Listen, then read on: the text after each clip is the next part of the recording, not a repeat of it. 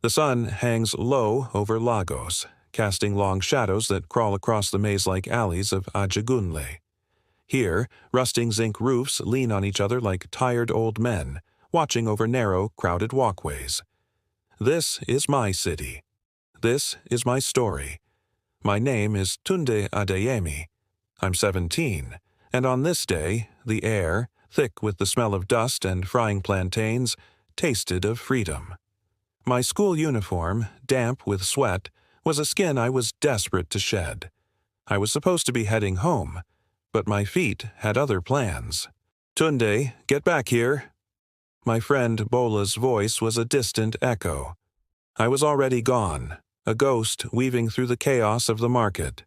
My worn sneakers, loyal and silent, carried me past stalls overflowing with second-hand shoes, shimmering fabrics, and pyramids of red peppers. I was diving deeper into the heart of Ajegunle, the part of the city that our parents warned us about, where strange stories were currency, traded in hushed tones. I took a left, then a right, letting instinct guide me.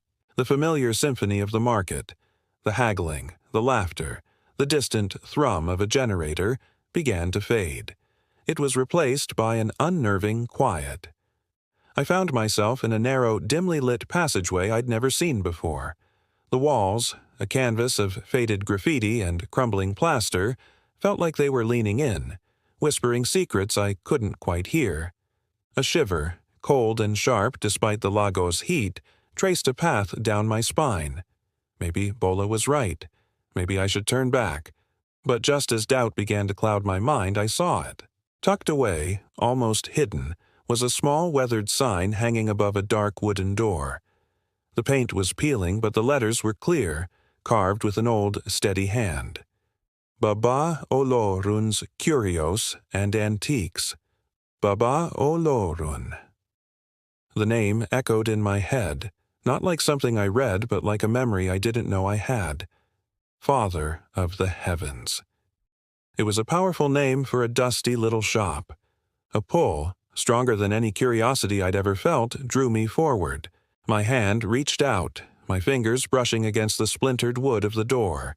With a push, the rusty hinges groaned a long, mournful protest, like a creature disturbed from a deep slumber. The air that rushed out to meet me was ancient. It smelled of old wood, dried herbs, and something else, something metallic and sharp, like the taste of a storm on the wind. It was a stark contrast to the familiar sense of Ajegunle. Inside, the shop was a cavern of shadows, a treasure trove of forgotten things. Light struggled to pierce the gloom, illuminating dust motes dancing in golden shafts. Shelves overflowed with objects I couldn't name, intricately carved wooden masks with hollow eyes that seemed to follow me, bronze figures of forgotten deities, beaded gourds, and stacks of leather-bound books that looked as if they'd crumble to dust if touched. It felt like stepping into a different time, a different world, a world where magic was real. At the back of the shop, a figure sat hunched over a cluttered table, an old man. His skin was the color of rich earth, and his face was a roadmap of wrinkles, each line telling a story I couldn't begin to imagine. He wore a simple white agbada, and his hair was a shock of silver. He didn't look up as I entered, but I knew, with a certainty that chilled me to the bone, that he was aware of my every move. This had to be Baba Olorun. I moved deeper into the shop, my footsteps muffled by a worn rug.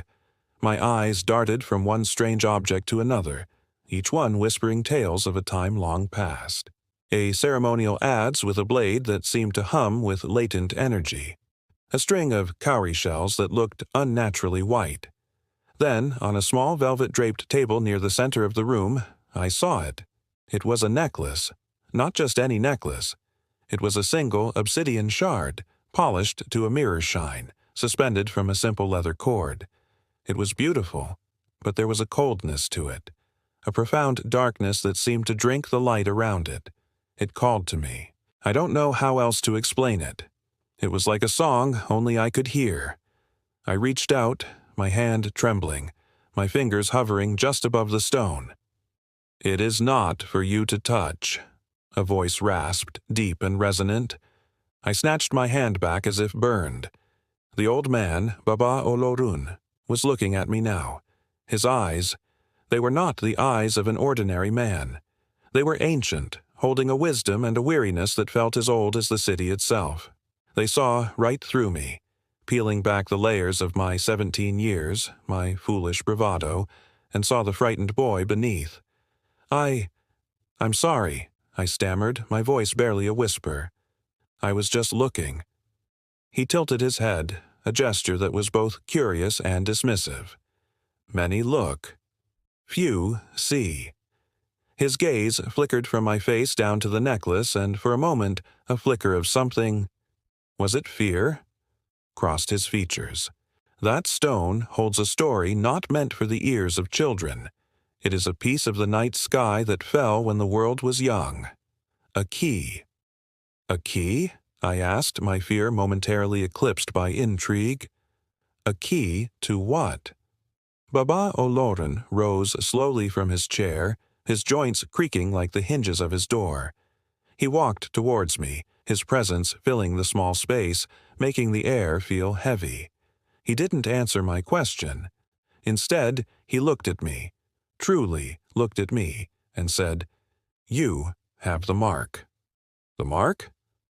I touched my face, confused. What mark? He pointed a long, bony finger at my left wrist. I looked down. There, on my skin, was a birthmark I'd had my entire life. A small, faint cluster of dots that formed a shape I'd never paid much attention to before. A crescent moon with 3 stars. The sign of the Asiwaju, he whispered, his voice laced with a mixture of awe and dread. The one who walks between. He leaned closer, his voice dropping to a conspiratorial hush. The shadows of this city are older than its streets, boy, and they have been waiting for you. Before I could process his words, the bell on the shop door jingled violently. The mood shattered. 2 men, large and imposing, filled the doorway, their sharp suits a jarring anomaly in this place of antiquity. Their faces were hard, their eyes cold and empty. They weren't here to browse. "Baba," the first man said, his voice smooth but menacing. "You have something that belongs to our employer." His gaze swept the room and landed on the obsidian necklace. A slow, predatory smile spread across his face. Baba Olorun stepped between me and the men, his frail body suddenly seeming like an unshakable mountain. "You are not welcome here, messengers of the Esu." The man chuckled, a humorless sound. "We are not messengers. We are collectors." In a flash, Baba grabbed the necklace from the table. He turned to me, his ancient eyes wide with urgency. "Tunde Adeyemi," he said, his voice a commanding thunderclap. "Your destiny has found you. Run." He shoved the leather cord into my hand. The obsidian shard was ice cold against my palm, a shocking electric jolt that shot up my arm. The world exploded into chaos. The 2 men lunged forward. Baba Olorun met them with a force that defied his age, a blur of white cloth and righteous fury. I didn't wait to see what happened. His command echoed in my soul. "Run." I turned and bolted towards a back door I hadn't noticed before, my heart hammering against my ribs, the cold stone clutched tight in my fist. As I burst out into another dusty alley, a primal scream, filled with pain and defiance, ripped through the air behind me. It was the old man's voice, and I knew, with a sickening certainty, that the shadows of Lagos had just claimed their first victim. But they weren't done. They were just getting started, and now they were hunting me. Thank you so much for watching. This is just the beginning of Tunde's journey. What is this obsidian key? Who are the men in suits? And what does it mean to be the Asiwaju? Make sure you subscribe and hit that notification bell, because you will not want to miss what happens next. See you in the next episode.